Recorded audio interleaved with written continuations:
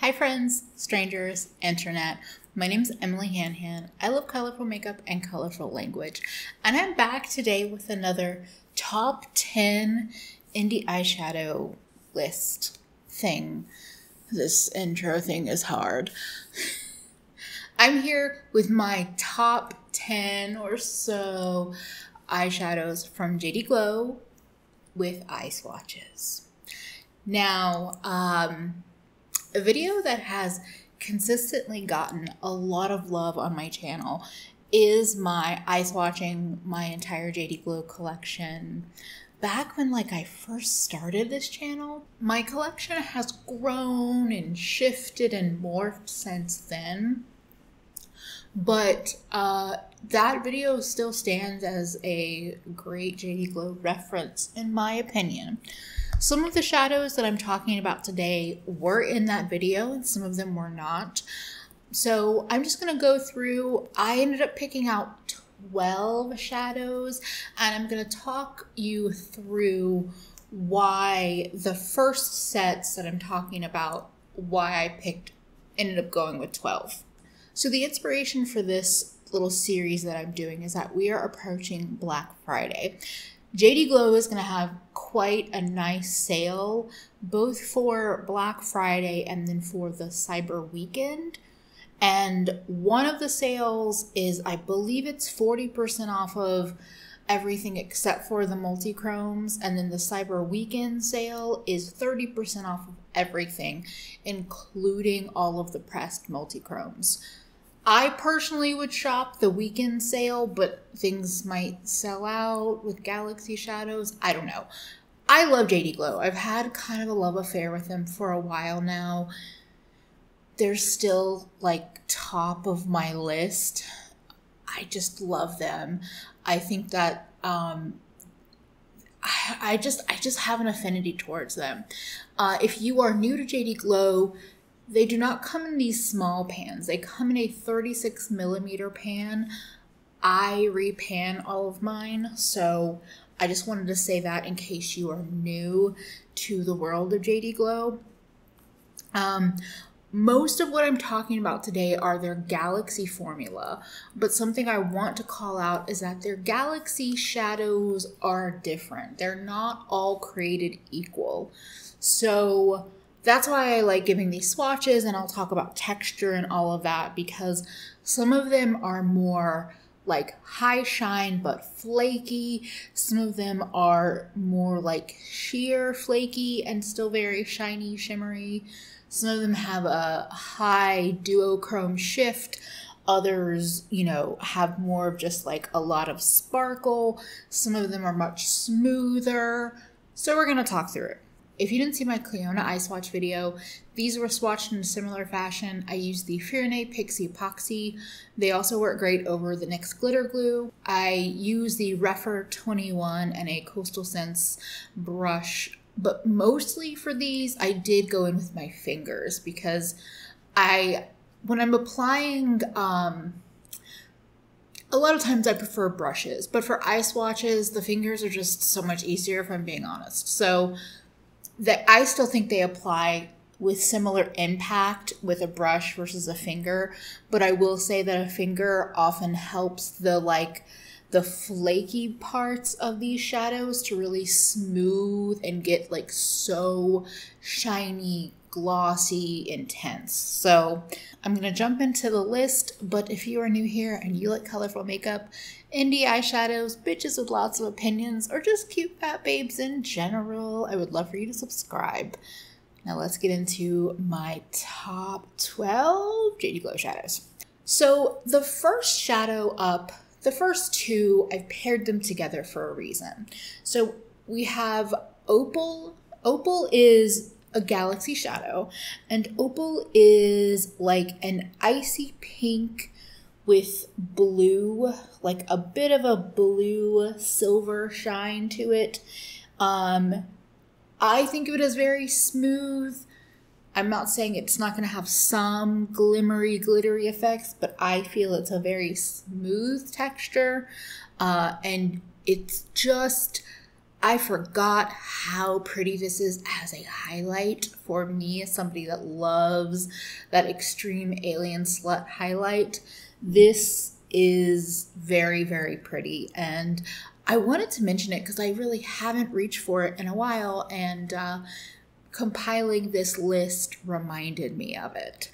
But if I was gonna pick for me one like smooth, shiny duochrome galaxy shadow to use as a highlighter, it would be Peachy Keen. Peachy Keen is a peach to green duochrome. I can use it as like a blush topper and highlight. The peach obviously comes out a little bit stronger on my skin, so, you know, it's maybe not as pale as I often go for in highlights, but because the green shift is so strong and so shiny, I'm never upset by using it. It's beautiful all over the eyes, so is Opal, but it's beautiful all over the eyes. Like, it's one of my like weird little like I feel pretty but also a weirdo kind of shadows. So I just adore it. I think that depending on your preference between like icier pinks versus peaches or blues versus greens, you might pick one over the other if you were looking at these two colors. They're not the same in my head, but for some reason they're kind of the same in my head. That made no sense. But the next two colors also, they feel similar in my head. So Chartreuse is the next color up. Chartreuse is, I think, the only shimmer in today's list. JD Glow has a couple of different formulas. They have shimmers, they have Metallons, the extreme multichromes, the Galaxy, and then mattes. I think they still have mattes. I've never tried their mattes. When I first did a big order with JD Glow, I think I picked a couple of their shimmers, but Chartreuse is the one that just, I'm a like lime acid green lover. So this one has consistently been just one that I love. It's smooth and shiny and very impactful in terms of color, and it's one of the few kind of shadows that isn't as textured as a lot of my favorites across all brands, but it's still a color I love using. And I really wanted to show this next to Lemon Lime. Lemon Lime is a newer color from JD Glow, and they have this in their Galaxy lineup, but I really don't think of it as a Galaxy shadow. It is pretty, but did it outdo Chartreuse? Not quite. Like, it's a tone that I love because it goes even more yellow, but it's a little less duochromatic than I was hoping it would be. So I think you could pick one of the two colors if you were considering, or you could get both like me because I'm a green goblin. So that is Lemon Lime. I don't regret picking up that one or Sprung, which is another one of their newer Galaxy releases, but they're both a smoother formula, and I just kind of love their more textured formulas. Let's talk about Prismatic. Prismatic is texturally, it is a sheerer color. And it's like a little bit tighter packed. And so as I use it more, I find that I'm compressing it more. So like, I think because I like to fuck around with my shadows, there will probably be a time in the near future where I like dig it up and repan it, because I think that the pressure and the oils in my finger or on my brush are compressing it more. All that to say, it is sheerer, but it's such a pretty kind of weird color because it has that yellowy green acid base to it, but it has a lot of like blue sparkle. And if you notice, as I do an eye swatch, like you can blend it out and it kind of pulls out the yellowy green as like the base, but then you get a lot of the blue sparkle. I find that when I first got it, I was a little confused how to use it. But if you like green and blue together, this color is so cool because depending on what mattes or other shimmers you pair it with, it's kind of going to draw more one or the other. It's just a really cool color. It's kind of like a hidden gem for me, even in my own collection. So I really enjoy it. But again, it's another weird one. It's definitely a weird one. And we're heading into textured Sparkle Town now. So the next color up is a purple to blue duochrome. The name of it is n-sane. I don't love that name. It's the only time I'm going to say it. I just don't love that name. It's the letter N dash sane, but I don't love it.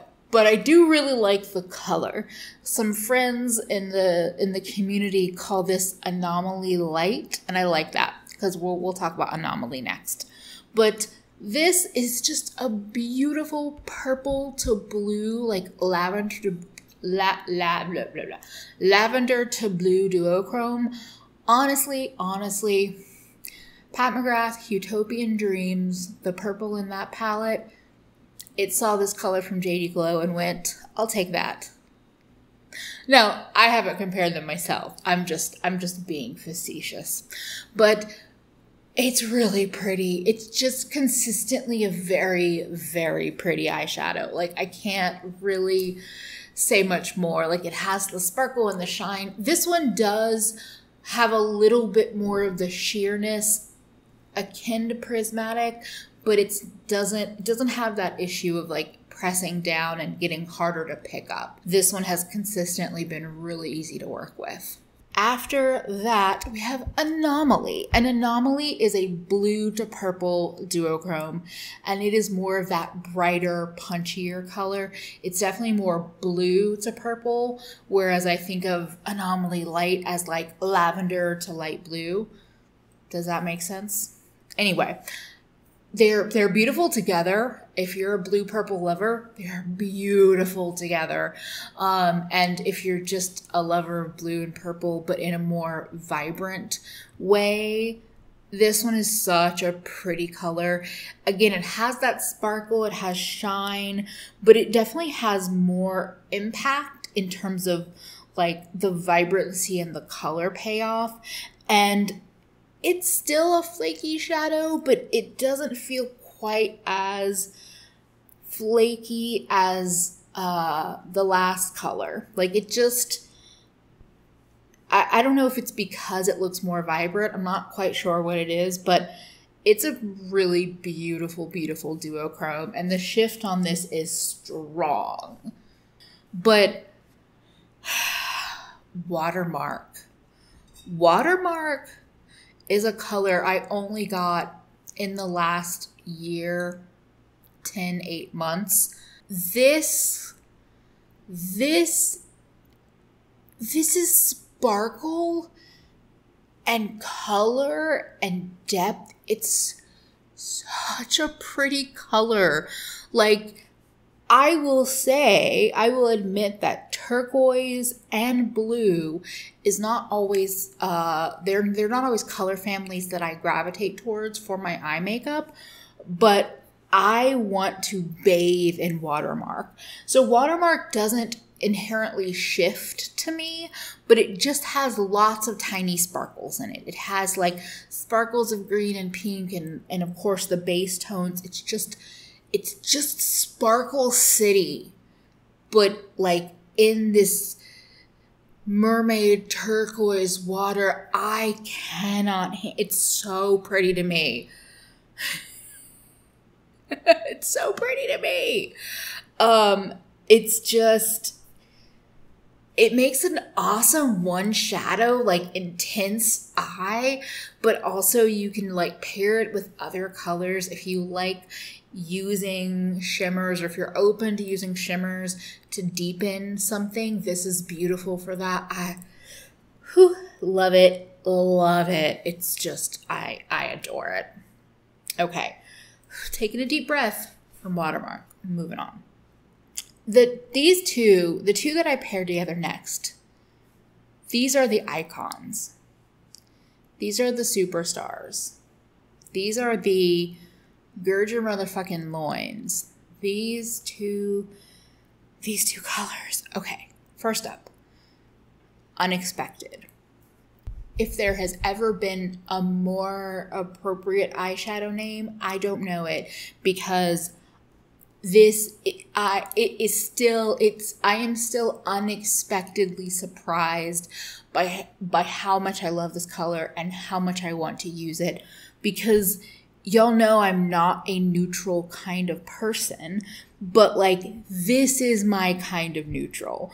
Like if Urban Decay Cyber was all inspired by Unexpected and showed that level of like sparkle and shine and shift, yes. But like this Unexpected is, I guess it's almost like purpley taupey warm red, because you'll see in the shift like the reddish base comes out.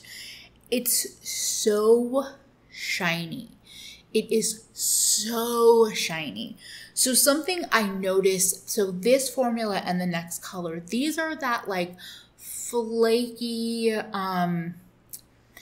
these formulas really, really lend themselves to having a base. Having glitter glue or pixie epoxy, I'm assuming they might work the same with a wet brush. Yes, when I just put it on my hand and spread it out, it does get shiny. It does like amplify itself. But when all of the flaky particles that are in this shadow can like, at least a layer of them can like attach down to a base, it like foils itself. It gets so shiny, and it's like somehow looks textural, but also, I don't want to say smooth, but it's like the way it shines, it's both like big gleaming swaths of shine, like the water shining off of, like the sun shining off water or something, but also small particle reflection. Wow, I'm getting really into talking about this, but like Unexpected and Good God, which I'm going to talk about next, those were some of the first shadows that I really was just like, oh no, we're going to have a problem with this indie eyeshadow world. I adore Unexpected, just like how I talked about Opulent, but even more so. If you're a neutral lover, Unexpected, you should definitely pick it up. I could probably give some other neutral JD Glow recommendations because I didn't really use any of them here, but Unexpected is at the top of the list. Good God. Like, I actually think I might use Good God more than I use Unexpected. So Good God is purple. It's lavender. It's like silvery lavender. I don't know if you would even say it's duochromatic, because I don't really feel like there's a huge shift in the colors, but there's like a slight, like there's a little bit of a deeper or almost warmer base with like an icier shine. This is yet again, the texture of Unexpected and Good God to me are one and the same. When you put this down on top of a base, like on a larger section of your eye, it does the same thing that Unexpected does. It like smooths out, so you get this intense shine, but then you also get lots of sparkle. It's just on the inner corner, it's so pretty. You can even rock it as a face highlighter if you were that kind of intense highlight bitch. It's beautiful all over the eye. It's beautiful on top or paired with deeper mattes. Like these colors they're just some of my absolute favorites. The texture and the shine is just out of this world. Yeah, if you're really extra like me, I think my favorite lavender purple inner corner is Terra Moon Zero Gravity with Good God layered on top. You get that like highlight neon purple flash from Zero Gravity, and then the Sparkle and Shine from Good God. Oh, okay. I have to stop talking about those two colors because they're obviously high up on my favorite shadows ever list. Now, the next pairing, we're doing more greens. More greens. The one Metallon shadow I have for you in this video is Limelight.